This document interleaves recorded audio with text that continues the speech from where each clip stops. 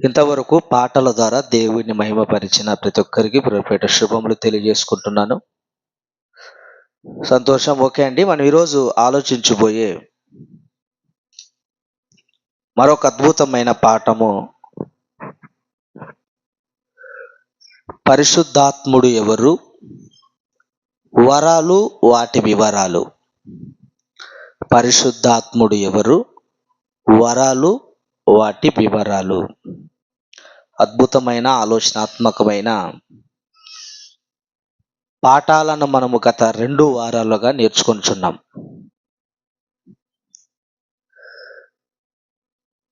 మొదటిగా యెహోవా ఎవరు, ఆయన ఉనికేంటి, ఆయన మనకి ఏమవుతాడు, ఎక్కడ ఉంటాడు అనేది ఆలోచించాం.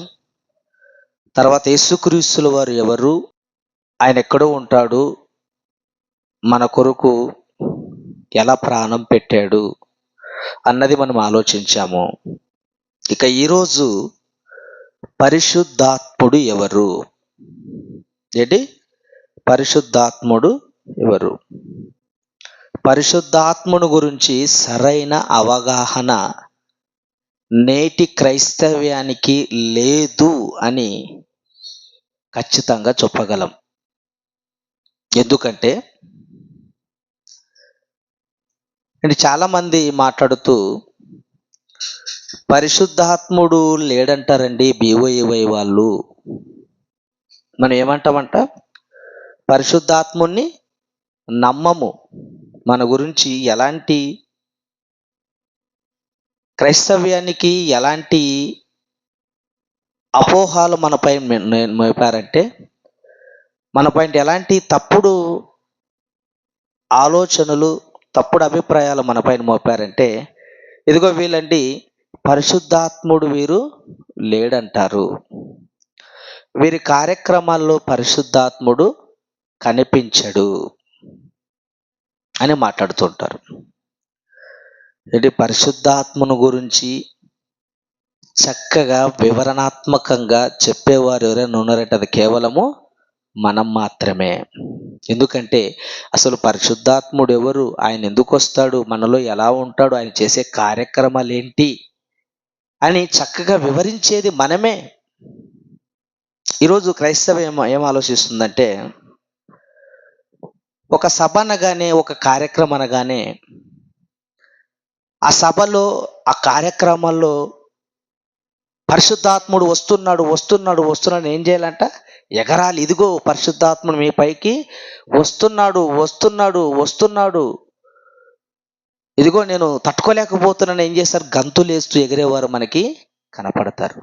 కానీ మన కార్యక్రమాల్లో కనిపించనివే అవి. మన కార్యక్రమాలు ఎలా ఉంటాయంటే, ప్రార్థన చేస్తాం, వాక్య పఠనం చదివిస్తాం, పాటల ద్వారా దేవుని స్తుతిస్తాము, తర్వాత మొదటి ప్రసంగం చేస్తాము ఏంటి, తర్వాత వాక్యం కొరకు ప్రార్థన చేయిస్తాము, తర్వాత ముఖ్య వాక్యోపదేశకుల ద్వారా మంచి వాక్యాన్ని మనము వింటాము, తర్వాత ముగింపు ప్రార్థన, ఆశీర్వాదం. ఇది మన కార్యక్రమాల్లో కనిపించేది.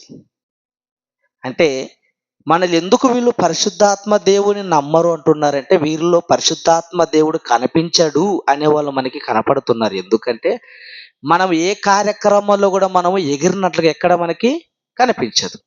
అంటే ఎగిరితే ఏముందంట అక్కడ, పరిశుద్ధాత్మ దేవుడు వీరిలో, అబ్బా అయ్యగారు ఎంత ఆవరించిందో పరిశుద్ధాత్మ దేవుడు, అబ్బా ఈరోజు ఆరాధన అద్భుతంగా జరిగింది. ఎలా జరిగింది, అందరిని కిందికి పండుకోబెట్టడం, ఎగరడం, బట్టలు లేక ఒంటి మీద బట్టలు జారిపోయినా కూడా పట్టించుకోకుండా ఎగిరే వాళ్ళు మనకి కనపడట్లేదంటారా? అంటే పరిశుద్ధాత్మ దేవుడు ఉన్నాడు అనడానికి వీరు ఏం చూపిస్తున్నారు, ఆరాధనలో ఎగరాలి. అవి కనిపించవు. ఎవరిలో కనిపించవు అవి, మన కార్యక్రమాల్లో కనిపించవు. అందుకే వీళ్ళు పరిశుద్ధాత్మ దేవుని నమ్మరు అంటారు. పరిశుద్ధాత్మ దేవుడు వీరిలో, వీరి కార్యక్రమాల్లో ఉండడు అంటున్నారు. తప్పుడు కదండి, తప్పు కదా. ఆలోచిద్దాం, ఇంతకు పరిశుద్ధాత్ముడు ఎవరు, ఆయన దేవునికి ఏమవుతాడు, ఆయన కార్యక్రమాలు ఏంటి, వరాలు వాటి వివరాలు ఏంటి అన్నది మనము ఒక్కొక్కటిగా బైబిల్ గ్రంథాన్ని పరిశీలించగలిగితే, పాత నిబంధన కాలంలో దేవుని ఆత్మ అన్నాడు. పరిశుద్ధాత్మని ఏమన్నాడు? దేవుని ఆత్మ జలములపై అల్లాడుచుండెను. పాత నిబంధన కాలంలో దేవుని ఆత్మ అన్నాడు. కొత్త నిబంధనకు వచ్చేసరికి ఏమంటాడంటే పరిశుద్ధాత్ముడు అన్నాడు. ఏమండి? ఆదరణకర్త అన్నాడు. సత్యస్వరూపి సత్యస్వరూపి ఆత్మ అన్నాడు. దత్తపుత్రాత్మ అన్నాడు. ఏమండి? ఇన్ని విధాలుగా కొత్త నిబంధనలో పరిశుద్ధాత్మను గురించి దేవుడు రాయించాడు. ప్రియులరా, అయితే మనం ఒక్కొక్కటిగా బైబిల్ గ్రంథాలు ఆలోచన చేయగలిగితే ఇంతకు పరిశుద్ధాత్ముడు ఎవరు? మనం ఈరోజు ఆలోచించబోయే పాఠ్యభాగం ఏంటి? పరిశుద్ధాత్ముడు ఎవరు? పరిశుద్ధాత్ముడు ఎవరంటే ఆయన ఒక ఆత్మ. పేర్లోనే ఉంది కదా, పరిశుద్ధాత్మ, ఆత్మ. పరిశుద్ధాత్ముడు అంటే ఎవరు? ఆత్మ. ఆయనకు రూపం అనేది లేదు, ఆయన ఆత్మ అండి. పరిశుద్ధాత్మునికి రూపం అనేది లేదు. యేసుక్రీస్తు రూపం ఉంది. 33 సంవత్సరాల ఈ భూమి మీదకి ఆయన వచ్చి మన కొరకు ప్రాణం పెట్టి మరణించి తిరిగి లేచి పరలోకానికి ఆరోహణమైపోయాడు. పరలోకమందున మన తండ్రికి ఆకారం లేదు, ఆయన ఆత్మ. అలాగే పరిశుద్ధాత్ముడు కూడా ఎవరంటే ఆయన ఆత్మ. ఏంటి? పరిశుద్ధాత్ముడు వలనే బైబిల్ గ్రంథాన్ని దేవుడు భక్తులను ప్రేరేపించి చక్కగా 66 పుస్తకాల్లో సత్య జ్ఞానాన్ని మనకు రాయిచ్చాడా? ఈ బైబిల్ గ్రంథం ఎవరి ద్వారా ప్రేరేపించబడి రాయబడింది? పరిశుద్ధాత్మ ప్రేరణ వల్ల రాయించబడింది. ఎక్కడుందమ్మా చూడండి, పేతురు రాసిన రెండవ పత్రిక మొదటి అధ్యాయము 20-21 వచనం. నేను పై మాట 20 నుంచి ఒకడు తన ఊహను బట్టి చెప్పుట వలన లేఖనములు ఏ ప్రవచనమును పుట్టదని మొదట గ్రహించుకొనవలెను. ఏలయనగా ప్రవచనము ఎప్పుడును మనుషుని ఇచ్చును బట్టి కలగలేదు గాని మనుషులు పరిశుద్ధాత్మ వలన ప్రేరేపింపబడిన వారై దేవుని మూలముగా పలికిరి. అంటే ఈ 66 పుస్తకాల్లోని మహాజ్ఞానాన్ని దేవుడు భక్తుల ద్వారా పరిశుద్ధాత్మ ప్రేరణ వలన దీన్ని రాయించాడు. అంటే 66 పుస్తకాల్లో రాయించడములు ఎవరి పాత్ర కూడా ఉంది? పరిశుద్ధాత్మ దేవుని పాత్ర ఉంది, పరిశుద్ధాత్ముని పాత్ర ఉంది. మనం నమ్మాలి ఖచ్చితంగా. ఎందుకంటే ఈ 66 పుస్తకాల్లోని మాటలు మనుషులు ఊహలను బట్టి కానీ, మనుషుల ఆలోచన బట్టి కానీ, మనుషులకు తోచిన విధాలను బట్టి బైబిల్ ఎప్పటికీ రాయలేదు. ఈ బైబిల్ గ్రంథం వెనకాల మన తండ్రి ఉన్నాడు. ఈ బైబిల్ గ్రంథం రాయించడములో పరిశుద్ధాత్ముని సహాయము కూడా ప్రేరణ ఉందండి. ఆలోచిద్దాం. అయితే ఈ పరిశుద్ధాత్ముడు ఎవరు అనే దాంట్లో మొదటి పాయింట్ ఏంటంటే దేవునికి పరిశుద్ధాత్ముడికున్న సంబంధం ఏంటి? చక్కగా రాసుకోండి. ఏంటి? దేవునికి పరిశుద్ధాత్మునికి ఉన్న సంబంధం ఏంటి? మన తండ్రి అయిన దేవునికి పరిశుద్ధాత్మునికి ఉన్న సంబంధం ఏంటి అన్నది ఆలోచన చేయగలిగితే ప్రియులరా, పరిశుద్ధాత్మ పైన అవగాహన లేదు క్రైస్తవ్యానికి. ఎందుకంటే వీళ్ళు ఏం చెప్తున్నారంటే పరిశుద్ధాత్మ దేవుని గురించి, ఇదిగో యెహోవానే యేసుక్రీస్తుగా కనపడ్డాడు, యేసుక్రీస్తులు వారే పరిశుద్ధాత్మునిగా కనిపించారు అంటున్నారు. ఏంటి? దేవుని కుటుంబం పైన సరైన అవగాహన లేదు క్రైస్తవ్యానికి. బంధువుల పైన, రక్త సంబంధికుల కుటుంబాల పైన అవగాహన ఉంది. ఇదిగోరా మీ చిన్నాన్న, ఇదిగోరా మీ పెదనాన్న, ఇదిగోరా మీ మేనమామ, ఇదిగోరా నీ మేనకోడలు, ఇదిగో మీ తాత, మీ అవ్వ, ఎంత క్లారిటీగా చెప్తారో. కానీ దేవుని కుటుంబం దగ్గరికి వచ్చేసరికి సరైన వివరణ వారి మధ్య లేదు కనుకనే యెహోవానే యేసుక్రీస్తు వారుగా వచ్చాడు, యేసుక్రీస్తు వారి పరిశుద్ధాత్ముడుగా కనిపించాడు అని మాట్లాడుతున్నారు. అండ్ ఆలోచిద్దాం. అయితే తండ్రి అయిన దేవునికి పరిశుద్ధాత్మకున్న సంబంధం ఏంటి ఆలోచన చేయగలిగితే, సంఖ్యాకాండము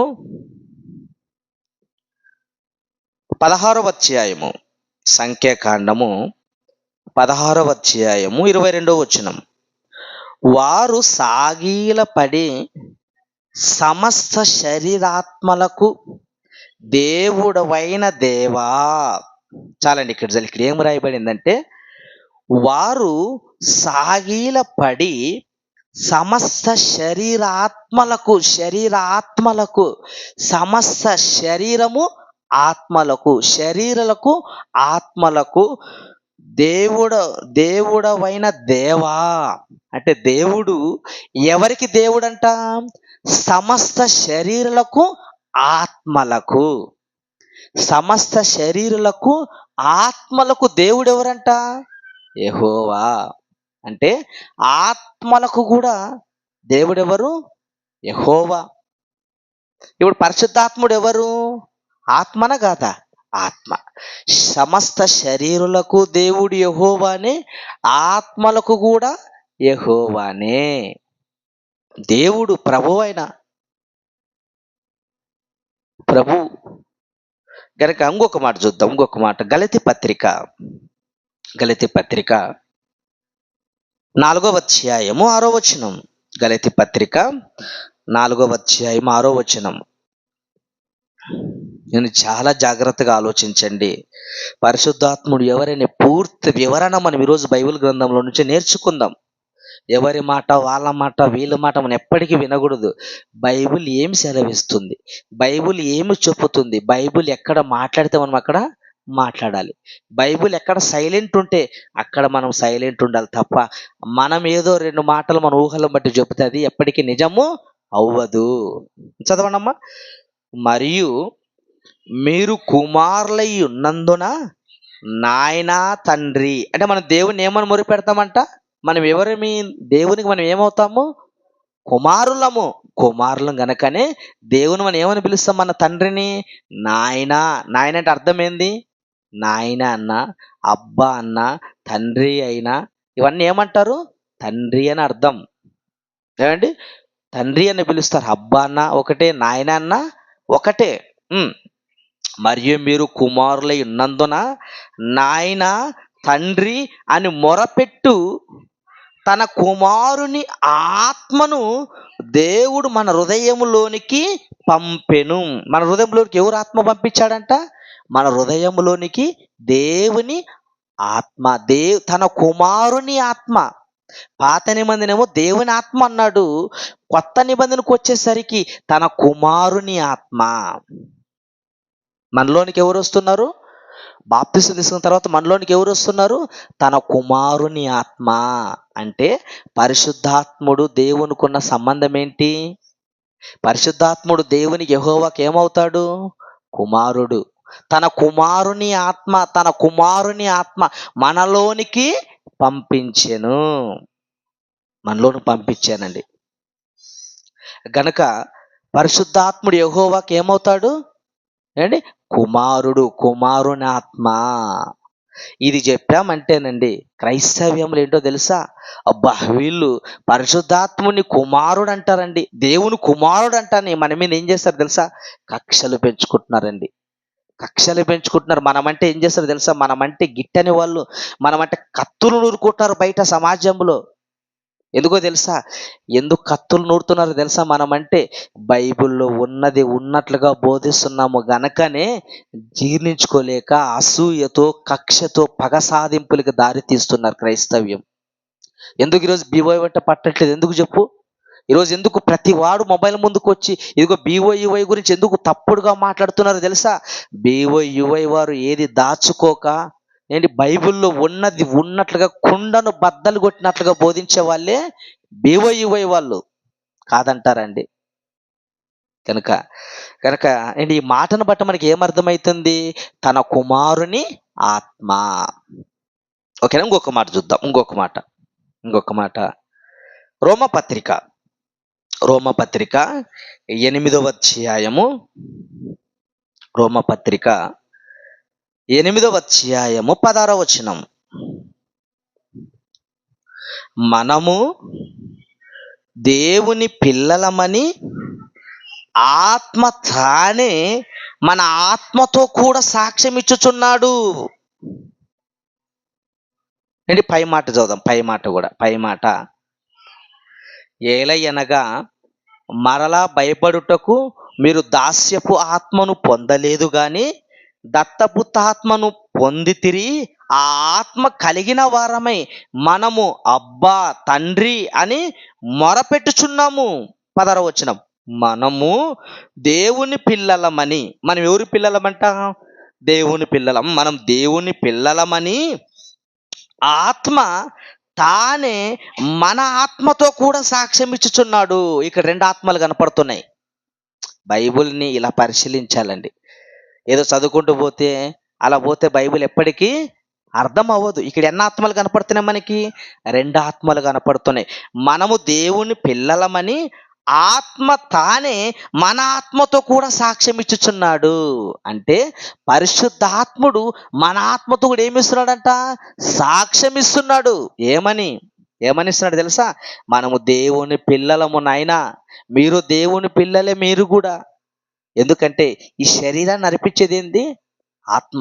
నేను ఎన్నో ప్రసంగాల్లో చెప్పేవాడిని.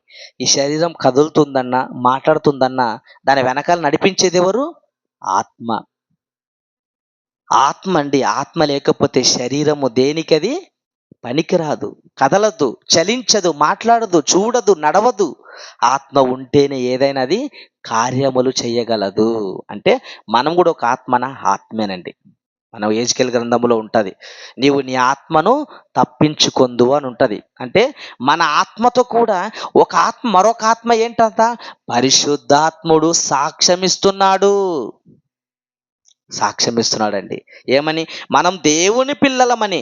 మనము దేవుని పిల్లలము, పరిశుద్ధాత్ముడు కూడా దేవుని కుమారుడు. ఎంత చక్కగా ఉందండి బైబిల్. ఇంత చక్కగా, ఇంత వివరించాలండి బైబిల్ని. మన ఆత్మతో కూడా దేవుని ఆత్మ ఏమని సాక్ష్యం ఇస్తుందంట? మనం దేవుని పిల్లలమని సాక్ష్యం ఇస్తుందంట. అంటే పరిశుద్ధాత్మునికి యెహోవా తండ్రికి ఉన్న సంబంధం ఏంటి? కుమారుడండి. మీరు జీర్ణించుకోలేకపోయినా పర్వాలేదు, మీరు తిట్టుకున్నా పర్వాలేదు, బైబిల్లో ఉన్నది మనము చెప్పాలండి. సరే, ఇంకొక మాట చూద్దాం. ఎబ్రీ పత్రిక 12వ అధ్యాయం. ఎబ్రీ పత్రిక 12వ అధ్యాయము. ఎబ్రీ పత్రిక 12వ అధ్యాయము 9వ వచనం చదవండి ఒకసారి జాగ్రత్తగా.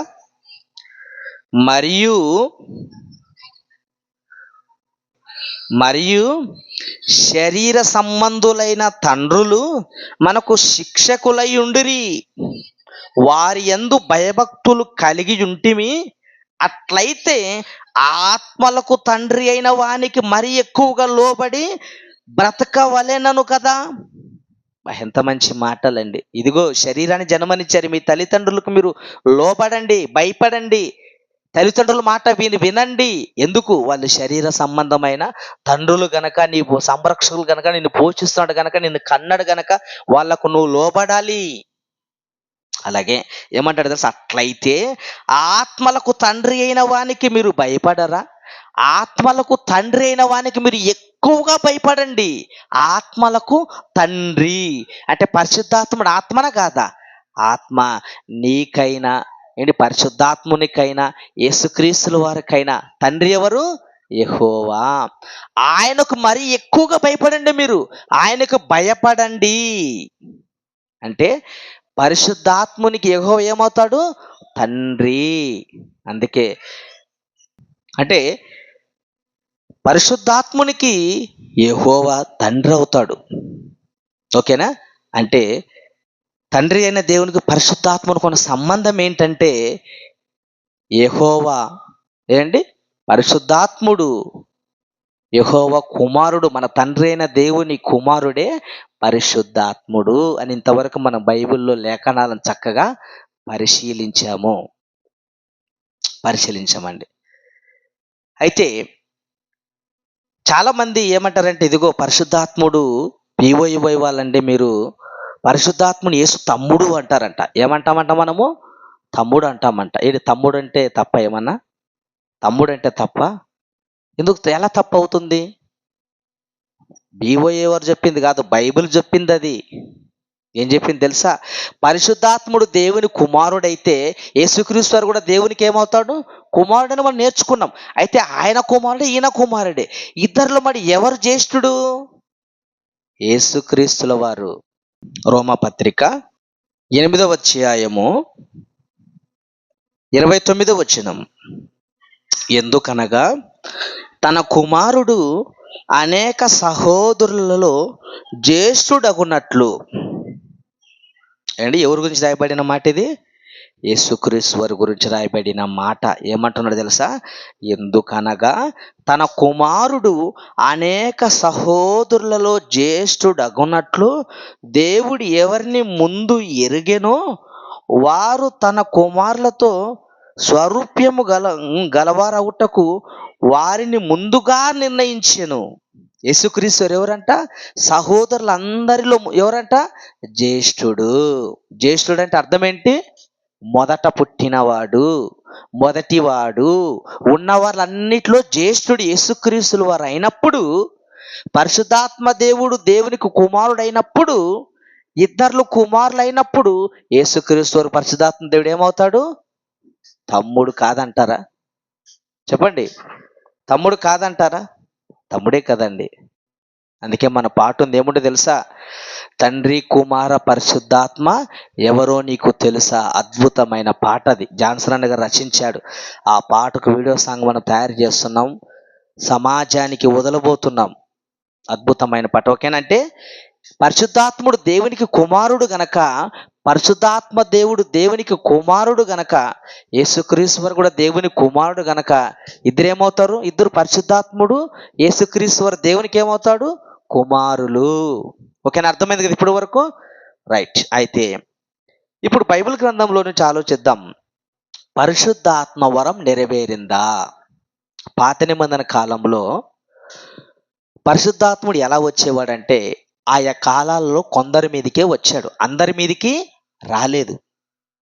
ఒక దావీదు గారి మీదకి వచ్చాడు, ఏంటి? ఒక సంసోను మీదకి వచ్చాడు, ఏంటి? భక్తుల కాలంలో ఏంటి? ఆయా భక్తుల మీదకి పరిశుద్ధాత్ముడు వచ్చాడు వెళ్ళాడు కానీ స్థిరంగా పరిశుద్ధాత్ముడు పాత నిబంధన కాలంలో కనిపించాడు. అయితే పాత నిబంధన కాలంలోనే దేవుడు ఒక ప్రవచనాన్ని ఇచ్చాడు. ఏంటో తెలుసా? ఒక వరాన్ని ఇచ్చాడు. ఏంటి ఆ వరం అని చూడగలిగితే, యోవేలు గ్రంథం 2వ అధ్యాయము 28, 29. యోవేలు గ్రంథం 2వ అధ్యాయము 28, 29 వచనాలు. తర్వాత నేను సర్వజనముల మీద నా ఆత్మను కుమ్మరించేదను. ఏం చెప్పాడు ఇక్కడ? యోవేలు గారి ద్వారా ఒక ప్రవచనాన్ని ప్రవచించాడు దేవుడు. ఏంటో తెలుసా? సర్వజనుల మీదికి ఏం పంపిస్తానన్నాడు? ఏం కుమ్మరిస్తానన్నాడు? ఆత్మను కుమ్మరిస్తానన్నాడు. పాత నిబంధన కాలంలో భక్తుల మీదికి అక్కడక్కడ వచ్చిపోయాడు కానీ పూర్తిగా రాలేదు. కానీ దేవుడు ఏమంటాడు ఇక్కడ? సర్వజనుల మీదికి నా ఆత్మను కుమ్మరిస్తాను. కుమ్మరించడం అర్థం ఏంటి? కుమ్మరించడం అంటే అర్థం ఏంటి తెలుసా? ఒక పాత్ర నుంచి తీసివేయడం కాదు, మొత్తాన్ని కింద బొర్లించడం. నేను ఏమంటున్నాడు? సర్వజనుల మీద నా ఆత్మను కుమ్మరించదని ఒక ప్రవచనాన్ని ప్రవచించాడు యోవేలు గారి ద్వారా. తర్వాత చదవండి. మీ కుమారులను మీ కుమార్తెలను ప్రవచనములు చెప్పుదురు, మీ ముసలివారు కలలు కందురు, మీ యవ్వనులు దర్శనములు చూతురు. నేను ఏం కనపడింది ఇక్కడ మనకి? సర్వజనుల మీదకి ఆత్మను కుమ్మరించేదని అన్నాడు. తర్వాత ఏంటో తెలుసా? మీ కుమారులు కలలు కందురు, నేను మీ కుమార్తెలు ప్రవచించుదురు, మీ ముసలివారు కలలు కందురు, మీ యవ్వనులు దర్శనములు చూతురు. నేను ఈ మాటను పట్టుకున్నారండి. ఈ మాటను పట్టుకొని ఇప్పటికి ఇంకా దిగరా దిగరా దిగరా దిగరా అని ఏం చేస్తున్నారు మనోళ్ళు? ప్రార్థన చేస్తున్నారు. ఇదిగో యోవేలు గ్రంథంలో ప్రవచించావు కదా దేవా, ఆత్మను కుమ్మరిస్తానడు, పురులు కుమ్మరించు కుమ్మరించు కుమ్మరించు కుమ్మరించు, టచ్ మీ మీదకి వస్తుంది అంటున్నాడు. ఏమంటాడు? మీ మీదికి రాబోతుంది రాబోతుంది రాబోతుంది అంటున్నాడు. మళ్ళీ ఏమంటాడు తెలుసా? ఇదిగో బైబిల్లో రాయించాడు కదా, మీ కుమార్తెలు ప్రవచించెదరు, ముసలివారు కలలు కందురు, యవనస్తులు దర్శనములు చూచెదరు అన్నాడు. ఇంతకు ఎవరితో అన్నాడా మాట? నేను అందరితో అన్నాడా? అందరితో కాదు, మీ అన్నాడు. చూడండి, మీ కుమార్తెలు, మీ ముసలివారు, మీ కుమారులు అంటే ఎవరితో రాయించాడు ఈ మాట? యేవేలు గారి ద్వారా దేవుడు ఇశ్రాయేలు ప్రజలకు చెబుతున్న మాట. మీ అంటే మనకు కాదది, ఇశ్రాయేలుతో చెప్తున్న మాట అది. మీ కుమారులు, మీ ముసలివారు, మీ కుమారులు కలలు కంటారు, దర్శనాలు చూస్తారు. ఏమండి? ఇవన్నీ జరుగుతాయని ఎవరితో చెప్తున్నారు? ప్రవచనాలు చెప్తారని ఇశ్రాయేలు ప్రజలు చెప్తున్న మాట. ఈ మాటను తీసుకొని మన వాళ్ళు కూడా చదివేది, ఇదిగో నీకు ఒక ప్రవచనం ఉంది, మీ కుమారులు కలలు కంటారయ్యా, మీ కుమార్తెలు ప్రవచిస్తారయ్యా, మీ ముసలి వారు కలలు కంటారు, మీ యవనస్తులు దర్శనాలు చూస్తారని ఈరోజు ప్రతి ఒక్కరు ఆ మాటను అప్లై చేసుకుంటున్నారు. తప్పండి. అందరి మీదికి ఆత్మను కుమ్మరిస్తానన్నారు తప్ప అందరూ ప్రవచిస్తారు, అందరూ కలలు కంటారు, అందరూ దర్శనాలు చూస్తారని రాయబడింది అక్కడ? రాయబడలేదు. మీ కుమారులు అంటే ఇశ్రాయేలు ప్రజలకు చెప్తున్న మాట. కలలు, దర్శనాలు ఏంటి, ప్రవచనాలు అనేవి ఇశ్రాయేలీయులు కలుగుతాయి అన్నాడు. అందరి మీద అయితే ఆత్మను కుమ్మరిస్తానన్నాడు. అందరి మీద, అందరి మీద అండి, అందరి మీద, అన్యజనులను తేడా లేదు, అందరి మీద ఆత్మను కుమ్మరిస్తానన్నాడు. ఇప్పుడు ఆలోచిద్దాం, ఇంతకు నెరవేరిందా మాట? దేవుడు ప్రవచనం ప్రవచించాడు కదా, నెరవేరిందా అని చూడగలిగితే అపోస్తుల కార్యములు, కొత్త నిబంధన కొద్దాం. అపోస్తుల కార్యములు 2:16 ఏంటి? పాత నిబంధనలో సర్వసత్యము లేదు. పాత నిబంధన ఒక ఛాయ మాత్రమే. పాత నిబంధన సర్వసత్యమైన పుస్తకము కాదు. పాత నిబంధనకి కొత్త నిబంధన జోడిస్తేనే సర్వసత్యం మనకి అర్థమవుతుంది. ఒక ఆయన పిచ్చోడు ఉన్నాడు, మన మధ్య నేర్చుకొని పోయినాడు. పాత నిబంధనలోనే సర్వసత్యం ఉంది, కొత్త నిబంధన సర్వసత్యము కాదు అంటున్నాడు. ఎంత జ్ఞానండి! ఏంటి ఇప్పుడు యేవేలు గ్రంథములు ఈ యొక్క ప్రవచనం ఉంది కదా, ఆత్మలు కుమ్మరిస్తానన్నాడు కదా, మరి దీనికి ఆన్సర్ పాత నిబంధనలో ఉందా? లేదు. కానీ దీని నెరవేర్పు ఎక్కడ కనపడుతుంది మనకి? కొత్త నిబంధనలో కనపడుతుంది. అపోస్తుల కార్యములు 2:16 యేవేలు ప్రవక్త ద్వారా చెప్పబడిన సంగతి ఇదే. ఏమనగా, ఇదిగో యేవేలు ప్రవక్త ద్వారా చెప్పబడిన సంగతి ఇదే. ఏమనగా, అంత్య దినముల యందు నేను మనుషులందరి మీద ఆత్మను కుమ్మరించెదను. ఆత్మను ఎప్పుడు కుమ్మరిస్తున్నాడు దేవుడు? అంత్య దినముల యందు. అంత్య దినములు అంటే ఏ దినాలు? క్రీస్తు రాకతోనే ప్రారంభమైందే అంత్య దినాలు. ఇలా వివరించాలండి బైబిల్ని, ఇలా నేర్చుకోవాలి మనం బైబిల్ని. కనుక అంత్య దినములందు నేను మనుషులందరి మీద నా ఆత్మను కుమ్మరించెదను, మీ కుమారులను, మీ కుమార్తెలను ప్రవచించెదరు. ఏంటి ఈ మాట మనకి ఎక్కడ కనపడుతుంది? కొత్త నిబంధనలో నెరవేర్పుగా కనపడుతుంది. ఎప్పుడు నెరవేరింది? కొత్త నిబంధన నెరవేరింది అన్నాడు కదా. ఎప్పుడు నెరవేరిందంటే యేసుక్రీస్తుల వారు వెళ్ళిపోయిన తర్వాత శిష్యులందరూ ఒక మేడ గదిలో ఉన్నప్పుడు పెంతుకోస్తు పండుగ దినమున ఏం జరిగింది? నెరవేర్పు జరిగింది. చూడు పై మాట, 2:1 నుంచి. అపోస్తుల కార్యములు 2:1 పెంతుకోస్తను పండుగ దినము వచ్చినప్పుడు అందరూ ఒక చోట కూడి ఉండిరి. ఏంటి, ఒక పండుగ వచ్చిందంట. యేసుక్రీస్తు ముందే చెప్పాను, ఆయన దేవుడు మీకు ఒక వరాన్ని ఇస్తానన్నాడే, దాని కొరకు మీరు కనిపెట్టండి కనిపెట్టండి కనిపెట్టండి శిష్యులతో చెప్పినప్పుడు శిష్యులు ఏం చేశారంట? పెంతుకోస్తు పండుగ దినము వచ్చినప్పుడు అందరూ ఒక చోట కూర్చుండి. అంటే శిష్యులందరూ ఎక్కడ కూర్చున్నారు? ఒక గదిలో ఒక చోట కూర్చున్నారు. కూర్చొని అప్పుడు వేగముగా వీచు బలమైన గాలి వంటి యొక్క ధ్వని ఆకాశము నుండి అకస్మాత్తుగా వారు కూర్చుండి ఉన్న ఇల్లంతయు నిండెను. వాళ్ళ రూములో కూర్చోగానే ఏమొచ్చిందంట? అప్పుడు వేగముగా వీచు బలమైన గాలి వంటి యొక్క ధ్వని. గాలి ఎలా వచ్చిందంట? ఒక ధ్వనిగా వచ్చిందంట గాలి. ఏంటి? ధ్వనిగా వచ్చిందంట. ఈరోజు ఈరోజు మైకులోని సౌండ్ వస్తుంటాడు అంతే. ఏంటి అరుస్తూ ఉంటాడు మైకుల్లో. సౌండ్ మైకులో నుంచి వచ్చింది అన్నాడా, పరిశుద్ధాత్ముడు గాలి నుండి వచ్చింది అన్నాడు అక్కడ. గాలి నుండి ధ్వని వచ్చింది అన్నాడు. గాలి నుండి ధ్వని. ఈరోజు మన వాళ్ళు మైకుల నుంచి ధ్వని వదులుతున్నారు. పుష్ పుష్ అని గాలి వదులుతున్నారు. చదవనమాట మరలా. అప్పుడు వేగముగా వీచు బలమైన గాలి వంటి యొక్క ధ్వని ఆకాశం నుండి అకస్మాత్తుగా వారు కూర్చుండి ఉన్న ఇల్లంతా నిండెను. 3వ వచనం.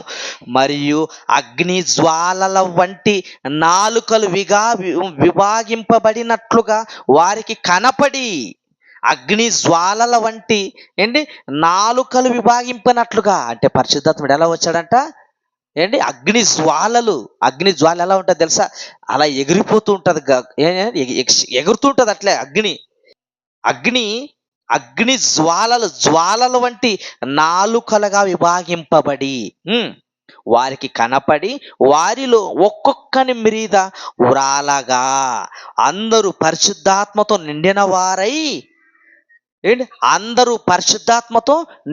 వారై, అంటే శిష్యులు పెంతెకోస్తు పండుగ దినమున ఒక మేడగదిలో కూర్చున్నప్పుడు పరిశుద్ధాత్మ దేవుడు అందరి మీద వాలాడు. అంటే యోవేలు గ్రంథంలో ప్రవచించిన ప్రవచనం నెరవేరిందా లేదా? నెరవేరింది. అంతకు వరకు పాత నిబంధన కాలంలో పరిశుద్ధాత్మ వచ్చిపోయేవాడు. కానీ ఎప్పుడైతే యేసుక్రీస్తు వారు వెళ్ళిపోయాడో, పరిశుద్ధాత్మ దేవుడు మన మధ్యకు సదాకాలం ఉండడానికి భూమి మీదకి వచ్చేసాడండి. యేసుక్రీస్తు వారు వెళితేనే కదా ఎవరు వస్తారు మన మధ్యకి? పరిశుద్ధాత్ముడు వస్తాడు. మాట చూడండి ఒకసారి, ఎక్కడుంది మాట? ఆ మాట చూడండి ఒకసారి. యోహాను సువార్త 16వ అధ్యాయం 7వ వచనం. యోహాను సువార్త 16వ అధ్యాయం 7వ వచనం. అయితే నేను మీతో సత్యము చెప్పుచున్నాను, నేను వెళ్ళిపోవుట వలన మీకు ప్రయోజనకరం. నాయన శిష్యులు వినండి, నాయన సంగమ వినండి. ఏంటో తెలుసా? నేను వెళ్ళిపోతే మీకు ప్రయోజనం. ఎందుకు ప్రయోజనం తెలుసా? నేను వెళితేనే ఎవరు వస్తున్నారు? మీకు ప్రయోజనకరము. నేను వెళ్ళని ఎడల ఆదరణకర్త మీ యొద్దకు రాడు. నేను వెళ్ళిన ఎడల ఆయన మీ యొద్దకు పంపుదును. ఆయన వచ్చి, చాలండి. అంటే పరిశుద్ధాత్మ ఆదరణకర్త ఎవడు? పరిశుద్ధాత్ముడు. నేను వెళితేనే పరిశుద్ధాత్ముడు మీలోనికి వస్తాడు, మీ యొద్దకు వస్తాడు. నేను వెళితేనే వస్తాడు. అంటే పరిశుద్ధాత్ముడు ఎప్పుడు వచ్చాడు? యేసుక్రీస్తు వారు వెళ్ళిపోయిన తర్వాత పరిశుద్ధాత్ముడు భూమి మీదకి వచ్చాడు. చూడండి యోహాను సువార్త 14వ అధ్యాయం 16వ వచనం.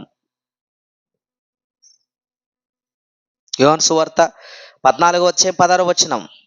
వచ్చిన ఆయన ఎంతకాలం ఉంటాడు మన మధ్య? నేను తండ్రిని వేడుకొందును, మీ యొద్ద ఎల్లప్పుడూ ఉండుటకై ఆయన వేరొక ఆదరణకర్తను, అనగా సత్య స్వరూపైన ఆత్మను మీకు అనుగ్రహించును. ఇదిగో నేను తండ్రిని వేడుకుంటాను, సత్య స్వరూపైన ఆత్మ మీ యొద్ద ఎల్లప్పుడు ఉండుటకై వచ్చిపోతాడని రాయబడిందా? ఎల్లప్పుడు ఉంటాడని రాయబడిందా? ఎల్లప్పుడు ఉండుటకై. నేటికి సుమారుగా 2025 సంవత్సరాలుగా పరిశుద్ధాత్ముడు ఎక్కడున్నాడు? ఆయన భూమి మీదనే ఉన్నాడు.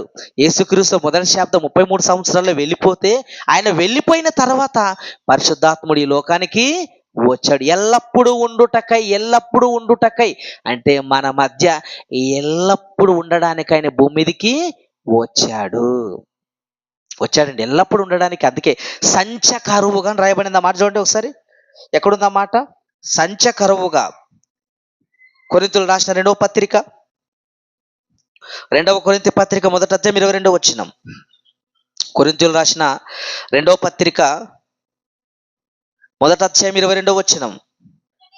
ఆయన మనకు ముద్ర వేసి మన హృదయములలో మనకు ఆత్మను సంచకరువును అనుగ్రహించి ఉన్నాడు.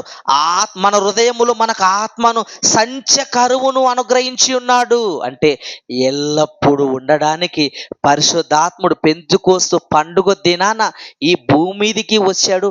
అప్పటి నుంచి ఇప్పటి వరకు ఆయన భూమి మీదనే ఉన్నాడు. భూమి మీదనే ఉన్నాడండి. భూమి మీదనే ఉన్నాడు. ఆయన ఆల్రెడీ 2000 సంవత్సరాల క్రితం భూమి మీదకి వస్తే మన వాళ్ళు ఏమని పిలుస్తున్నారు?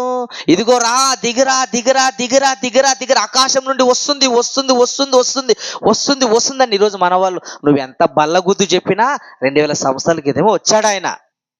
అయితే నువ్వేం పిలుస్తున్నావు? పైనుంచి ఆత్మను కాదు, దురాత్మను పిలుస్తున్నావు. చూడండి ఎఫెసీ పత్రిక, పైన ఆకాశంలో ఎవరుంటారు? ఆకాశంలో ఎవరున్నారో తెలుసా? ఎఫెసీ పత్రిక 6వ అధ్యాయం 12వ వచనం. ఎఫెసీ పత్రిక 6వ అధ్యాయం 12వ వచనం. ఏలయనగా మనము పోరాడునది శరీరులతో కాదు గాని ప్రధానులతోనూ అధికారులతోనూ ప్రస్తుత అధికారములకు లోక సంబంధులు దురాత్మలతోనూ ఆకాశమందున్న దురాత్మల సమూహం. ఆకాశమందున్న దురాత్మలు. ఆకాశమందు ఏమున్నాయి? దురాత్మలు. నువ్వు దిగరా దిగరా అంటే ఏమొస్తాయి? దురాత్మ దిగుతుంది తప్ప ఆత్మ నీకు పరిశుద్ధాత్ముడు దిగడు. ఏంటి? ఆకాశం నుండి ఏమొస్తుంది అన్నాడు? దురాత్మలు వస్తాయి. పరిశుద్ధాత్ముడు కాదండి. పరిశుద్ధాత్ముడు ఆల్రెడీ 2000 సంవత్సరాల క్రితమే ఏంటి భూమి మీదికైనా రంగప్రవేశం జరిగింది. కనీసం అందుకేనండి ఈరోజు మనం అంటే అసూయ వీళ్ళకి బైబుల్ ఇంత తేటగా ఇంత ఇంత అద్భుతంగా బైబుల్ రాయబడింది మనం వివరిస్తుంటే జీర్ణించుకోలేకపోతున్నారు. మరలా ఎందుకు పిలుస్తావు? రా దిగరా దిగరా అని ఎందుకు పిలుస్తున్నావు? ఆల్రెడీ వచ్చాడు కదా. ఏంటి పరిశుద్ధాత్ముడు అప్పుడప్పుడు ఏమైనా వస్తాడా? 2000 సంవత్సరాల క్రితం వచ్చాడు కదా భూమి మీదకి. వచ్చిన ఆయన పాస్టర్ గారు పిలుస్తుంటాడు, రా దిగరా దిగరా, మా సంఘం మీద కమ్ముకో అంటుంటాడు, ఇదిగో మా కుటుంబం మీద కమ్ముకో అంటుంటాడు. పరిశుద్ధాత్ముడు ఏమైనా మన మీదికి అప్పుడప్పుడు వచ్చిపోతుంటాడా? అంటే అప్పుడప్పుడు వస్తూ పోతుంటేనే కదా పిలిచేది. ఈరోజు ఏం చేస్తున్నారు అందరూ ఆరాధనలు? రా దిగరా దిగరా దిగరా. ఎందుకు దిగరా అంటున్నాం? రా మా మీద వాళ్ళు అంటున్నాడు అంటే అర్థమైంది అప్పుడప్పుడు వచ్చిపోతున్నాడని. పరిశుద్ధాత్మను పొందుకోవాలంటే దిగరా అంటే రాడాయన, నువ్వు పిలిస్తే రాడాయన. ఏం చేయాలి పరిశుద్ధాత్మను పొందుకోవాలంటే? అపోస్తుల కార్యములు 2వ అధ్యాయము, అపోస్తుల కార్యం 2వ అధ్యాయం 38వ వచనం. పరిశుద్ధాత్మను మనం పొందుకోవాలంటే ఏం చేయాలి చూడండి. చదవ. పేతురు మీరు మారు మనస్సు పొంది పాప క్షమాపణ నిమిత్తము ప్రతి వాడును యేసుక్రీస్తు నామమున బాప్తిసం పొందుడి. ఇదిగో నాయన సంగమా వినండి, నాయన వినండి. మీరు మారు మనసు పొందారా? పాప క్షమాపణ నిమిత్తం ఏం చేయమన్నాడు? బాప్తిసం పొందుడి. అప్పుడు మీరు పరిశుద్ధాత్మను వరమును పొందుతురు. పరిశుద్ధాత్మను వరము 2000 సంవత్సరాల క్రితమే పెంతుకోస్తు పండుగ దినమున భూమి మీదకి వచ్చాడే. వచ్చిన ఆయనను పొందుకోవాలంటే పిలిస్తే రాడు నాయన, పిలిస్తే రాడు. ఏం చేయాలి? పరిశుద్ధాత్మను పొందుకోవాలంటే బాప్తిసం తీసుకోవాలి. అంటే పరిశుద్ధాత్మ దేవుణ్ణి పొందుకోవాలంటే ఎలా పొందుకోవాలి? బాప్తిసం తీసుకుంటే పరిశుద్ధాత్మను పొందుకుంటావు తప్ప పిలిస్తే పరిశుద్ధాత్ముడు రాడు. కనుక పరిశుద్ధాత్మను మనం పొందుకోవాలంటే బాప్తిసం తీసుకోవాలి. ఎవరైతే బాప్తిసం తీసుకుంటారో వారిలోనికి ఎవరు వస్తాడు? పరిశుద్ధాత్ముడు మనలోనికి వస్తాడండి, మనలోనికి వస్తాడు. అందుకే పరిశుద్ధాత్మని విషయంలో ఎప్పటికే కానీ పాపం చేయకూడదు అన్నాడు దేవుడు. యేసుక్రీస్తు వారు ఏమన్నా క్షమిస్తాను ఆయన. యేసుక్రీస్తు వారు నువ్వు మాటతో అన్నా ఏదైనా క్రియల రూపం చేసినా నేను క్షమిస్తాను. కానీ పరిశుద్ధాత్మ దేవుని వ్యతిరేకంగా నువ్వు పాపం చేసినా, పరిశుద్ధాత్మను నువ్వు దూషించినా నీకు క్షమాపణ లేదు. ఎందుకు లేదు క్షమాపణ? ఎందుకో తెలుసా? యేసుక్రీస్తు వారు కేవలము 33 సంవత్సరాలే భూమి మీద కష్టపడ్డాడు. ఎన్ని సంవత్సరాలు కష్టపడ్డాడు? 33 సంవత్సరాలు. కానీ పరిశుద్ధాత్మ దేవుడు ఇప్పటికీ నిత్యము కష్టపడుతూనే ఉన్నాడండి. 2000 సంవత్సరాలుగా ఇప్పటికీ ఏం చేస్తాడు? కష్టపడుతూనే ఉన్నాడు. అంటే 2025 సంవత్సరాలుగా పరిశుద్ధాత్ముడు భూమి మీద కష్టపడుతున్నాడు. అందుకే ఆయన మీరు దూషించకూడదు, మీరు ఆయనకి విరోధంగా పాపం చేయకూడదు. ఒకవేళ పాపం చేస్తే మీకు క్షమాపణ లేదు అన్నాడు. చూడండి మత్తయి సువార్త 12వ అధ్యాయము 31, 32. మత్తయి సువార్త 12వ అధ్యాయము 31, 32. కాబట్టి నేను మీతో చెప్పినదేమనగా, మనిషి మనుషులు చేయు ప్రతి పాపమును దూషణయు వారికి క్షమించబడును. నాయన మీరు చేసే ప్రతి పాపానికి క్షమిస్తాడు. యేసుక్రీస్తు రక్తం ఉంది, ఆయన రక్తములు మీరు కడుక్కోవాలి. ఆయన రక్తాన్ని ఎందుకు కాచాడు తెలుసా? మీరు చేసే పాపాలు కడుక్కోవడానికి ఆయన రక్తాన్ని చిందించాడు. యేసుక్రీస్తు విషయంలో చేసే ప్రతి తప్పును క్షమిస్తాడు. కానీ ఆత్మ విషయమై దూషణకు పాప క్షమాపణ లేదు. లేదండి. పరిశుద్ధాత్మని విషయములో నువ్వు ఆయన దూషించినా, ఆయన హేళన చేసినా, దుర్మార్గంగా మాట్లాడినా, నువ్వు పాపము చేసినా పాప క్షమాపణ లేదు అన్నాడు దేవుడు. లేదన్నాడు. ఈ యుగమందు రాబో యుగమందు కూడా పాప క్షమాపణ లేదు. చదవండి 32 వచనం. మనిషి కుమారునికి విరోధముగా మాటలాడు వానికి పాప క్షమాపణ కలదు గాని పరిశుద్ధాత్మకు విరోధముగా మాట్లాడు వానికి ఈ యుగమందైనను రాబో యుగమందైనను పాప క్షమాపణ లేదు. లేదండి. అందుకే పరిశుద్ధాత్మ దేవుని ఎవరే కానీ దుఃఖ పెట్టకూడదు. ఈరోజు మన వాళ్ళు చేస్తున్న క్రైస్తవ సభలన్నిటిలో పరిశుద్ధాత్ముడు నవ్వులు పాలవుతున్నాడా, ఆనందంగా ఉన్నాడా?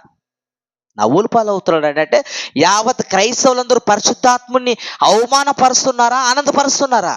అవమానపరుస్తున్నారండి. అవమానపరుస్తున్నారు.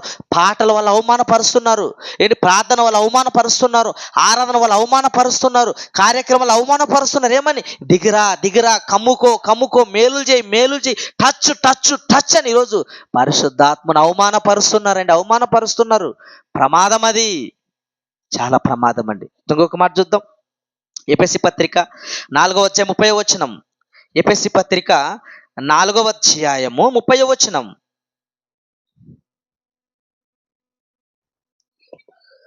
దేవుని పరిశుద్ధాత్మను దుఃఖపరచకుడి. దేవుని పరిశుద్ధాత్మను దుఃఖపరచకుడి. దుఃఖపెట్టద్దండి. ఆయన పరిశుద్ధాత్మను దుఃఖపరచద్దండి. ఎందుకో తెలుసా? పరిశుద్ధాత్ముడు నా కుమారుడు 2025 సంవత్సరాలైనా ఇప్పటికీ మీ మధ్య నలిగిపోతున్నాడు, ఇప్పటికీ మీ మధ్య బాధపడుతున్నాడు. ఎందుకంటే మనం సామాన్యులు కాదు కదండి. మనం సామాన్యుల బుద్ధిమంతులమా, మన పరిశుద్ధులమా కాదండి. మనం చేసే కార్యక్రమాలు చూడలేక, మనం చేసే తప్పులు చూడలేక తండ్రి నాయనను మొరుపెడుతున్నాడండి పరిశుద్ధాత్ముడు. ఎందుకో తెలుసా? మనం సామాన్యులమే కాదు, ఆయన ఎన్ని ఇబ్బందులు పడుతున్నాడు, ఆయన ఎంత రోదన చెంది ఉన్నాడు పరిశుద్ధాత్మ. కనుక ఆయన విషయంలో మీరు తప్పు చేయకూడదండి. తప్పు చేయకూడదు. గనక పరిశుద్ధాత్మ నెరవేరిందా లేదా? నెరవేరింది. పరిశుద్ధాత్మను పొందుకోవాలంటే ఎలా పొందుకోవాలి? మనము బాప్తిసం తీసుకొని పొందుకో. ఎన్ని సంవత్సరాలుగా పరిశుద్ధాత్మ భూమి మీద ఉన్నాడు? యేసుక్రీస్తు వెళ్ళిపోయిన మొదటి శాబ్దములోని 33 సంవత్సరాల తర్వాత ఆయన వెళ్ళిపోతే, మొదటి శాబ్దములో బయలుదేరి వచ్చిన పరిశుద్ధాత్ముడు ఇప్పటికి నిత్యము సంచకరువుగా సదాకాలం మనతోనైనా ఉన్నాడు. కనుక పరిశుద్ధాత్మ విషయంలో మనం ఏ తప్పు పాపము చేయకూడదు. అయితే ఇక చివరిగా మరో సందర్భాన్ని ఆలోచించి ముగించుకుందాం. పరిశుద్ధాత్ముడు మనలోనికి వస్తే ఏం చేస్తాడు? పరిశుద్ధాత్మను పొందుకుంటాం కదా బాప్తిసం ద్వారా. మనము పరిశుద్ధాత్మను పొందుకున్న మనము పరిశుద్ధాత్మ మనలోనికి వస్తే ఏం చేస్తాడు? ఇది చూసుకొని ముగించుకుందాం. పరిశుద్ధాత్మ మనలోనికి వస్తే ఏం చేస్తాడు? ఇంతవరకు మనం ఏం ఆలోచించాము? పరిశుద్ధాత్ముడు దేవునికి ఉన్న సంబంధం ఏంటో ఆలోచించాము. పరిశుద్ధాత్మపై ఉన్న వరము నెరవేరిందా లేదా ఆలోచించాము. ఇప్పుడు ఏం ఆలోచిస్తున్నాం? పరిశుద్ధాత్మ మనలోనికి వస్తే ఏం చేస్తాడు? పరిశుద్ధాత్మ మనలోనికి వస్తే ఆలోచిద్దాం. రోమపత్రిక 8:26. రోమపత్రిక 8:26. అటువలనే ఆత్మయు మన బలహీనతను చూచి సహాయము చేయుచున్నాడు. ఏం చేస్తాడంట? అటువలే ఆత్మ అనగా ఎవరు? పరిశుద్ధాత్మ, దేవుడు పరిశుద్ధాత్ముడు. అటువలే పరిశుద్ధాత్ముడు మన బలహీనతలను చూచి మనకు సహాయము చేస్తున్నాడు. అంటే పరిశుద్ధాత్మ మనలోనికి వస్తే ఏం చేస్తాడు? సహాయం చేస్తాడు. ఏం సహాయము? నాయనా నువ్వు తప్పులో వెళ్తున్నావు, సరి చేసుకో నాయనా, సరైన మార్గం కాదు అది, సరైన మార్గంలోకి రా నాయనా నువ్వు చాలా మంచిగా మాట్లాడు, పద్ధతిగా మాట్లాడు అని ఏం చేస్తాడు? మనకి సహాయము చేస్తున్నాడు ఆయన. సహాయం చేస్తున్నాడా, గందరగోళం చేస్తున్నాడా? సహాయం. మరి ఈరోజు ఎందుకు మనోళ్ళు ఆత్మ వచ్చిందని ఎగురుతున్నాడు, గలగలగలగల ఎగురుతున్నారు. ఎందుకు ఎగురుతున్నారు? పరిశుద్ధాత్మ దేవుడు వచ్చాడని ఎగురుతున్నారా? పరిశుద్ధాత్మ దేవుడు వస్తే సహాయం చేస్తాడా, ఎగురుతాడా? సహాయం చేస్తాడు. తర్వాత సహాయం చేస్తాడు. ఏలయనగా మనము యుక్తముగా ఎలాగూ ప్రార్థన చేయవలెనో మనకు తెలియదు కానీ ఉచ్చరింప శక్యము కానీ మూలుగులతో ఆ ఆత్మ తానే మనపక్షముగా విజ్ఞాపన చేయుచున్నాడు. నాయనా తండ్రి నీ బిడ్డ నాయన ప్రార్థన చేయడం కదా నాయన, క్షమించు నీ కుమారునికి మరో అవకాశం ఇవ్వు అని మనకు ఎలా దేవునితో మాట్లాడాలో తెలియకపోయినా, మనం దేవునికి ఎలా ప్రార్థన చేయాలో మనకు తెలియకపోయినా పరిశుద్ధాత్ముడు మన పక్షమున విజ్ఞాపనలు చేయుచున్నాడు. అంటే పరిశుద్ధాత్మ మనలోనికి వస్తే ఏం చేస్తాడు? అల్లరి చేయుడు, గందరగోళం చేయుడు, గొడవలు చేయుడు. నీకు సహాయం చేస్తాడు. నువ్వు ఎలా ప్రార్థన చేయాలో నీకు నేర్పుతాడు. తండ్రికి విజ్ఞాపన నీ పక్షమున దేవునికి మొరపెడతాడు. ఇంకొక మాట చూద్దాం. యోహాను సువార్త 16వ అధ్యాయం 13వ వచనం. యోహాను సువార్త 16వ అధ్యాయం 13వ వచనం. అయితే ఆయన అనగా సత్యస్వరూపి అయిన ఆత్మ వచ్చినప్పుడు మిమ్మును సర్వ సత్యములోనికి నడిపించును. ఆత్మ మనలోనికి వస్తే ఏం జరుగుతుందంట? సత్య స్వరూపైన ఆత్మ వచ్చినప్పుడు సర్వ సత్యములోనికి నడిపించును. అంటే ఏం చేస్తుంది తెలుసా? సర్వ సత్యంలో నడిపిస్తుంది. సంఘంలోకి నడిపించిన తర్వాత సంఘంలో ఎలా ప్రవర్తించాలి, ఎవరితో ఎలా మాట్లాడాలి, దేవుని మాటలను ఎలా నేర్చుకోవాలి, ఎలా బోధించాలి, ఎలా ప్రార్థన చేయాలి, నీ జీవితం ఎలా ఉండాలి, కుటుంబంలో ఎలా ఉండాలి, బయట వాళ్ళతో నువ్వు ఎలా ప్రవర్తించాలి, మొత్తం సర్వ సత్యంలోనికి నిన్ను నడిపిస్తాడు. తర్వాత మాటమ్మ, ఆయన తనంట తానే ఏమీ బోధింపక వేటిని వినినో వాటిని బోధించి సంభవింపబోవు సంగతులను మీకు తెలియజేయును. ఆయన నా వాటిలోనివి తీసుకొని మీకు తెలియజేయును గనక నన్ను మహిమపరుచును. యేసుక్రీస్తు వారు ఏవైతే బోధించాడో వాటిని తీసుకొని మరి పరిపూర్ణముగా మన సత్యంలోనికి నడిపిస్తాడు. అదండి పరిశుద్ధాత్ముడు మనలోనికి వస్తే మనకు సహాయం చేస్తాడు. మనం ఎలా ప్రార్థన చేయాలో మనకు నేర్పిస్తాడు. మన పక్షమున దేవుని విజ్ఞాపన చేస్తాడు. మనం సర్వసత్యంలోనికి నడిపిస్తాడు. ఈరోజు ఆలోచిద్దాం. ఈరోజు జరిగే సభల గురించి ఆలోచించండి. ఈరోజు జరిగే ఆరాధనల గురించి ఆలోచించండి. ఈరోజు గందరగోళమైన పరిస్థితులండి. సంఘాల్లో గందరగోళమైన పరిస్థితులు. ఒంటి మీద బట్టలు ఊడిపోయిన ఎగరలాడుతున్నారు, చీర ఊడిపోయిన ఎగరలాడుతున్నారు, చున్ని కింద పడిపోయిన ఎగరలాడుతున్నారు, బట్టలు లేకపోయిన గంతులు. ఎందుకయ్యా గంతులు ఇస్తున్నాం అంటే ఎవరు వచ్చారంట? పరిశుద్ధాత్ముడు కమ్ముకున్నాడు. ఇదిగో పలానా ఎల్లయ్య మీద పరిశుద్ధాత్ముడు కమ్ముకుంటున్నాడు అనేసరికి ఆయన ఏం చేస్తాడు? అబ్బాయి ఎగరడమే, గంతులు వేసుకుంటే ఎగరడమే. బైబిల్లో రాయబడింది అక్కడ ఎక్కడైనా కానీ పరిశుద్ధాత్ముడు వస్తే గంతులు వేస్తారు, ఎగురుతారన్న బైబిల్ ఎక్కడైనా రాయబడిందా? రాయబడలేదు, ఎక్కడ రాయబడలేదు. కానీ ఈరోజు క్రైస్తవ సభలు చూసినా, క్రైస్తవుల ఆరాధనలు చూసినా అన్ని ఎగరడాలు తప్ప ప్రేమగా, సంతోషంగా, సమాధానంగా, అల్లరి లేకుండా జరిగే కార్యక్రమాలు ఎక్కడ మనకి కనిపించవు. కొన్ని చూద్దాం.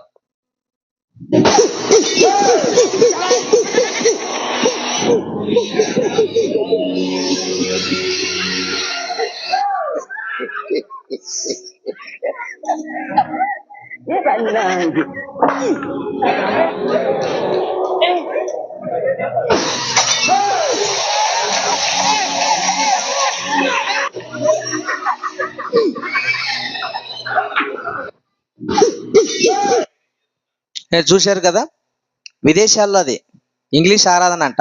ఏం చేస్తున్నాడు పాస్టర్ గారు? బాక్సింగ్ ఆడుతున్నాడు, కబడ్డీ ఆడుతున్నాడు, విశ్వాసులతో తంతున్నాడు అట్లే కాళ్ళతో. జనాలంతా ఏం చేస్తున్నారు? సినిమాల షూటింగ్లు అంటే హీరో విలన్లు ఎప్పుడు కొట్టాడు. ఏం చేస్తాడు తెలుసా? హీరో అలా అంటాడు అంతే. అలా అనేసరికి విలన్ ఏం చేస్తాడు? అమాంతరం వెనక్కి పడిపోతాడు. అది డూపు. కానీ ఏం జరుగుతుంది? ఈ హీరో మాదిరి అలా అంటేనే టచ్ అనగానే ఏమవుతుందంటే జనాలందరూ అలా అమాంతరం వెనక్కి పడిపోతున్నారు. నిజమంటారా అండి? అది చూడండి, అల్లరి. ఇంకొక వీడియో చూద్దాం.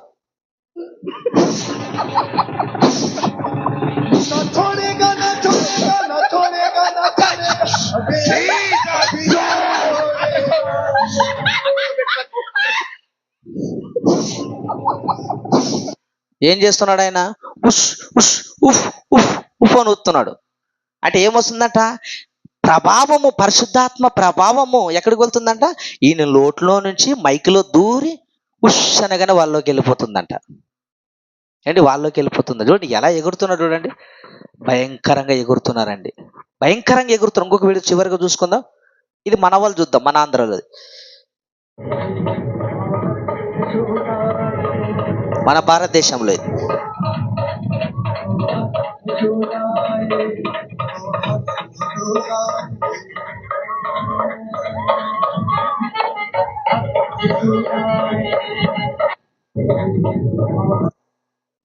చూశారు కదా ఎలా ఎగురుతున్నారు చూడండి. భయంకరంగా బట్టలు జారిపోయినా, ఏంటి అవయవాలు కనిపిస్తున్నా పట్టించుకోకుండా భయంకరంగా ఎగురుతున్నారు. దీని వలన క్రైస్తవం అంటే ఐదవ సోదరులకి, మిగిలిన సోదరులకి అసూయమా లేదా? అందుకేనండి మన వాళ్ళంటే ఎక్కడ పడితే అక్కడ కొడుతున్నారు. కరపత్రాలు పంచితే ఎందుకు కొడుతున్నారు? మన వాళ్ళు చేసే కార్యక్రమాలు అలా ఉన్నాయి. అందుకే మీ మీ మీ మీ వల్లనే కదా అన్ని జనుల నా నామము దూషించబడుతుంది. ఇదిగో మీరు చేసే కార్యక్రమాలనేరా, మీరు చేసే ఈ పనికి మాలిన పనుల వల్లనే అన్ని జనుల్లో నా నామం దూషించబడుతుంది. నేనంటే అసహించుకుంటున్నాను, నేనంటే వద్దనుకుంటాను. ఎందుకో తెలుసా? మీరు చేసే క్రియలను బట్టి. ఏంటి ఎగురుతాడు సంఘంలో 600 ఎగురుతాడు, గంతులు వేస్తాడా దేవుడు? ఎగడాడు ఎప్పటికీ. అలా ఎగరడం కానీ, జిమ్మికిలు కానీ, మిమికిలు కానీ, టచ్ టిచ్లు ఏవి కూడా ఉండవు. భూమి మీద బ్రతికితే ఫైనల్గా పరలోకి వెళ్తావు, లేదంటే టచ్ అనగా నరకానికి వెళ్ళిపోతావు.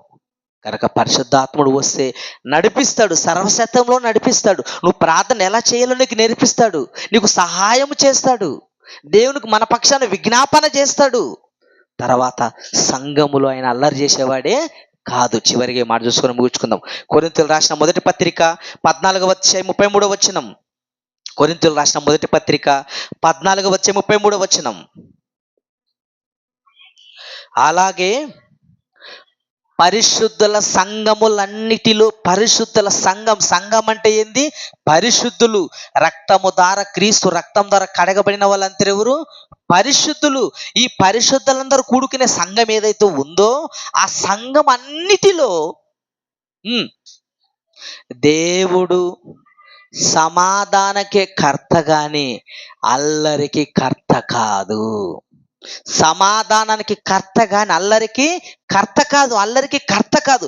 ఈరోజు వీళ్ళు ఎగురుతున్నారంటే కారణం వారిలో ఎవరు వచ్చారు? పరిశుద్ధాత్ముడు వచ్చాడా? దురాత్మ వచ్చిందా?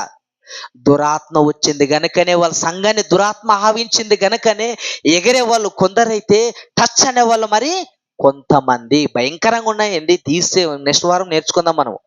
వరాల్లో అద్భుతమైన వరాలు, ప్రవచించే వరం ఉందా? స్వస్థత వరాలు ఉన్నాయా? ఏంటి పేరుతో పిలిచే వరం ఉందా? అన్య భాషలు ఉన్నాయి. ఇవన్నీ నెక్స్ట్ వారం మనం ఆలోచిద్దాం, టైం లేదు కనుక. నెక్స్ట్ వారం ఇవన్నీ మనం చూద్దాం. ఎలా మాయ చేస్తున్నారు, క్రైస్తవ్యాన్ని ఎలా మాయ చేస్తున్నారు, ఎలాంటి బైబిల్ తెరవనివ్వకుండా గుడ్డితనములోకి నడిపిస్తున్నారో వచ్చే వారం నేర్చుకుందాం. కనుక పరిశుద్ధాత్ముడు ఎక్కడ అల్లరి చెయ్యడు. పరిశుద్ధాత్ముడు ఎక్కడ అల్లరి చేయడండి, అల్లరి చేయడు. బాప్తిసం తీసుకున్న తర్వాత పరిశుద్ధాత్మ మనలోనికి వస్తాడని తెలుసుకున్నాం కదా. వచ్చిన వెంటనే ఏదైనా మనం గంతులేసామా? లేదండి. పరిశుద్ధాత్ముడు వస్తే గంతులే లేదు, అసలు గంతులు అనేది లేదు. మరి ఎందుకు ఈరోజు ఎగురుతున్నారు? నీ పరిశుద్ధాత్ముడు కాదు, దురాత్మ వచ్చింది కనుక అలా ఎగురుతున్నారు. కనుక పరిశుద్ధాత్మ అల్లరికి కర్త కాదు, అల్లరి చేసేవాడు. ఈరోజు క్రైస్తవులంతా ఇల్లు అనే దుస్థితి. క్రైస్తవుడు అని అనగానే ఇల్లివరు. ఎందుకు ఇల్లివరు? రాత్రైతే ప్రార్థన, ప్రార్థనలు ఏం చేస్తారు? ఎగరడమే. ఇంక కొడుకు మ్యూజిక్ కొడుతూ టింగ్ టింగ్ టింగ్ అనుకుంటుంటాడు కొడుకు. పాస్టర్ ప్రార్థన చేస్తుంటది, భర్త ఏం చేస్తాడు? పాస్టర్ గారు దిగరా రాత్రంతా ఇదే, దిగరానే. అందుకే క్రైస్తవులు అంటే ఇల్లు ఇవ్వని వారు ఎంతో మంది మనకి కనపడుతుంది. ఎందుకు? క్రైస్తవులు అంటే శాంతితో, సమాధానంగా ఉండాలండి. అల్లరి లేకుండా నీటిగా పద్ధతిగా బ్రతకాలి. అల్లరి చేయకూడదు. ఎప్పటికీ అల్లరి చేసేవాడు క్రైస్తవుడే కాదు. ఓకేనా? పరిశుద్ధాత్ముడు ఎవరు? పూర్తి వివరణ మనం ఈరోజు నేర్చుకున్నాం. తర్వాత వచ్చే వారం ఏం చేద్దామంటే, పరిశుద్ధాత్మను వరాలు ఉన్నాయా, ప్రవచనాలు ఉన్నాయా అంటుంటారు కదా. జరగబోయే చెప్తామంటారు సిలుక జ్యోతిష్యుల మాదిరిగా. ప్రవచనాలు ఉన్నాయా, స్వస్థతలు ఉన్నాయా, తర్వాత పేరుతో పెట్టి పిలిచే ఉన్నాయా, గారెడీలు ఏమైనా అన్య భాషలు ఉన్నాయా? ఈ పరిశుద్ధాత్మ వరాలు ఉన్నాయి, ఇవి ఉన్నాయా, జరిగిపోయినాయా, జరుగుతున్నాయా? వచ్చే వారం ఆలోచిద్దాం. సరేనా? పూర్తి వివరణ కాదు, కొద్ది కొద్దిగా. మళ్ళీ పూర్తి వివరణ అంటే నెలలు పడుతుంది నేర్చుకోవాలంటే. ఓకే, ప్రార్థన చేసుకుందాం. దయగలిగిన మా తండ్రి, నాయన పరిశుద్ధాత్ముడు ఎవరు, ఆయన మాలోనికి వచ్చి చేసే కార్యక్రమాలు లేవని చక్కగా నాయన మీరు రాసిన 60 పుస్తకాల్లో పరిశీలించాం, నేర్చుకున్నాం. పరిశుద్ధాత్ముడు అల్లరికి కర్త కాదని, సమాధానకే కర్త అని నేర్చుకున్నాం నాయన. పరిశుద్ధాత్ముడు మాలోనికి వస్తే సత్యంలో నడిపిస్తాడు, సహాయం చేస్తాడు, మా పక్షమున తండ్రికి ప్రార్థన చేస్తాడనే లేఖనాలు పరిశీలించి నేర్చుకున్నాం. సంఘాన్ని దీవించండి, జ్ఞాపం చేసుకోండి. ఆయన మీ పిల్లల్ని మాటలు ప్రేమతో అంగీకరించి మీకు ఇష్టమైన పిల్లలుగా బ్రతికే భాగ్యాన్ని, కృపను అనుగ్రహించమని మీ కుమారుడు మా రక్షకుడైన యేసుక్రీస్తు నామములో ప్రార్థన అడుగుచున్నాం తండ్రి. ఆమేన్, ఆమేన్.